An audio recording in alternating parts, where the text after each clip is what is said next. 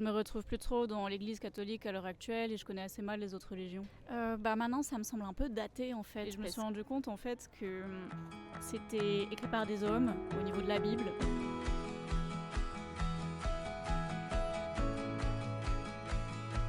Nous parlons ici avec les gens par rapport aux croyances. Est-ce que vous croyez en quelque chose?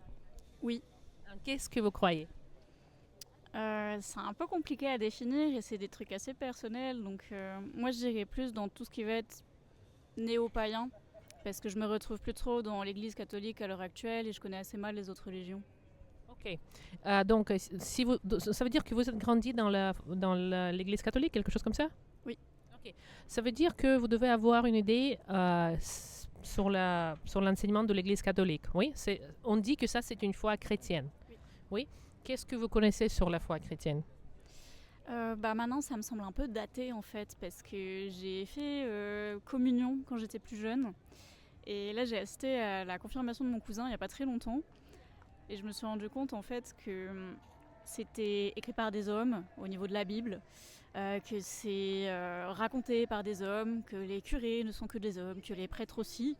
Et comme il n'y a pas beaucoup de place pour les femmes à l'heure actuelle dans les postes de pouvoir dans l'église catholique, et que même dans les Bibles en général, c'est surtout des hommes qui sont représentés, je me retrouve plus trop là-dedans. J'ai eu une grosse scission et il y a un de mes amis pour le coup qui est catholique et qui va encore à l'église, qui est très investi, qui a son compagnon qui est hindou.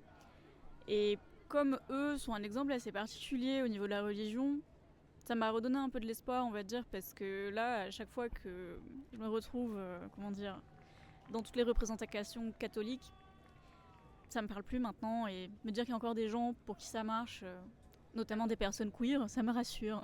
D'accord. Bon, je suis d'accord avec vous que l'humanité a une tendance de créer peut-être des fausses religions ou d'ajouter les choses qui ne sont pas peut-être peut-être vraies. Donc, de toute façon, vous croyez qu'il y a un Dieu. Oui, il y a un être divin qui a créé le monde, n'est-ce pas? Alors non, je dirais pas forcément ça, je dirais qu'il y a quelque chose qui existe pour moi.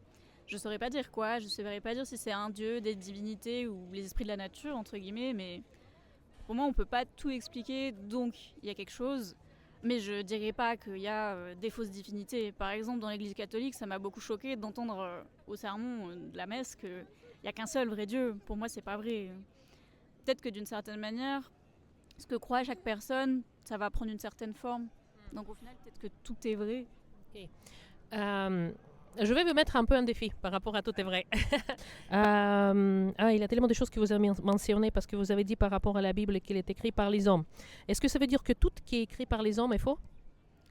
Si jamais il y avait eu des femmes ou des personnes qui ne sont pas des hommes cisgenres qui avaient participé, peut-être qu'il y aurait un peu plus de vérité dans l'affaire, je ne sais pas. Ok.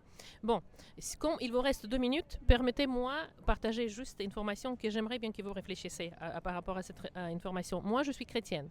Chrétienne, ça ne signifie pas catholique. Parce qu'il y a une énorme différence entre l'église catholique et la foi chrétienne. Il y a des relations avec Dieu directement, ou il y a les rites qui ont été ajoutés dans les relations. Ok? Et je pense que peut-être vous n'avez pas bien compris le message de la Bible, parce que la Bible enseigne qu'il y a Dieu qui a créé ce monde, qu'il vous aime. Il vous aime et il a donné ce monde pour que vous profitiez et vivez dans ce monde magnifique qu'il a créé. Sauf que l'homme n'a pas voulu suivre les instructions que Dieu a données. C'est comme si comme il a créé quelque chose, il a dit voici les instructions. Mais les hommes, ils ont dit non, je ne veux pas avoir les instructions. Cette image, je vous apporte parce que si vous regardez aujourd'hui, les gens ne suivent pas ces instructions. Les 10 commandements que Dieu a donnés, personne ne les suit. Parce que Dieu, il a dit, il ne faut pas mentir, il ne faut pas tuer, et les gens font tous au contraire. Et la même chose, vous avez dit les divinités dans l'église catholique, et même l'église orthodoxe, d'où je viens, il y a des icônes, et le 2e commandement, par exemple, il dit, tu ne créeras pas image, quelque chose ne taillé ou dessiné, et tu ne prosternes pas devant cette image. Malheureusement, cette personne a dû partir, mais le message n'est pas encore terminé.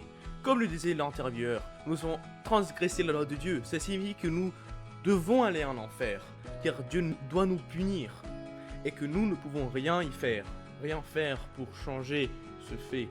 Mais comme l'intervieweur a dit, Dieu vous aime et ne veut pas que vous alliez en enfer. C'est pour ça qu'il a envoyé Jésus pour mourir sur la croix pour vous. Comme ça, vous ne devez pas aller en enfer. Tout ce que vous devez faire pour recevoir ce cadeau gratuit, il faut juste se repentir de vos péchés, c'est-à-dire de vous détourner de ce que la Bible dit il ne faut pas faire et ne plus les faire, et de placer votre confiance en Jésus. Que si vous faites ces deux choses, vous irez au paradis.